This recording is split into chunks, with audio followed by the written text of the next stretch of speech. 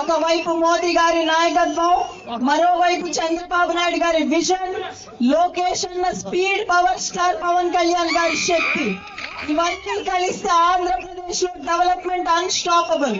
మరి ఈ ముగ్గురి నాయకత్వం సరిపోతుందా? ప్రతి నియోజకవర్గంలో ఎమ్మెల్యేలు ఎంపీలు పనిచేయక్కర్లేదా అంటే అన్నం ఉడికిందా లేదా తెలుసుకోవడానికి ఒక్క మెతుకు పట్టుకుంటే చాలు అన్నట్టుగా మన కూటమి ప్రభుత్వంలో ప్రజాప్రతినిధులు ఎలా పనిచేస్తున్నారో తెలుసుకోవడానికి ఒక్క భాష ప్రవీణని చూపిస్తున్నాం. ముఖ్యమంత్రి చంద్రబాబు నాయుడు గారి స్ఫూర్తితో ఆయన చేపట్టిన 100 రోజులు 100 గ్రామాల కార్యక్రమం ఈ రోజు ఖచ్చితంగా రాష్ట్రంలో ప్రతి ఎమ్మెల్యేకి ఆదర్శం అని మీకు తెలియజేస్తున్నాను. నేను ఇక్కడ కూర్చున్నప్పుడు ఈ పుస్తకాన్ని చూశాను. ఈ పుస్తకం ఏంటి అంటే Peddakurapadu constituency welfare and development మీద 2 ఏళ్లలో తయారు చేసిన పుస్తకం.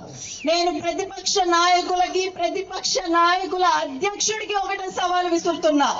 ఈ పుస్తకంలో సగం పేజీలో డెవలప్మెంట్ కనుక మీరు కనుక ఈ రోజు ప్రజలకి చూపించుంటే 11 సీట్లకి మీరు పరిమితం అయ్యేవాళ్ళు కాదు అని నేను మరొకసారి తెలియజేస్తూ, ప్రజలని వాళ్ళ సమస్యల కోసం ఆఫీసుల చుట్టూ చెప్పులు అరిగేలా తిరిగించుకునే నాయకులున్న ఈ రోజుల్లో ప్రజల వద్దకే వెళ్లి 100 రోజులు 100 గ్రామాలలో రాత్రి పగలు వాళ్ళ కోసం నిలబడ్డ నాయకుడు, అధికారులతో వాళ్ళ సమస్యలు తీర్చిన నాయకుడు భాష్యం ప్రవీణ్ గారు అని తెలియజేస్తూ, ఆయన అంకిత భావాన్ని కూటమి ప్రభుత్వ పరిపాలనను నిలుపుతుందని మీ అందరికీ తెలియజేస్తూ, ఇదంతా ట్రైలర్ మాత్రమే.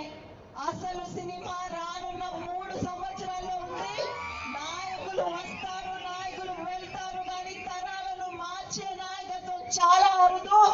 అటువంటి నాయకత్వమే నారా చంద్రబాబు నాయుడు గారి ప్రభుత్వం అని అందరికీ తెలియజేస్తూ, జై తెలుగుదేశం, జై తెలుగుదేశం.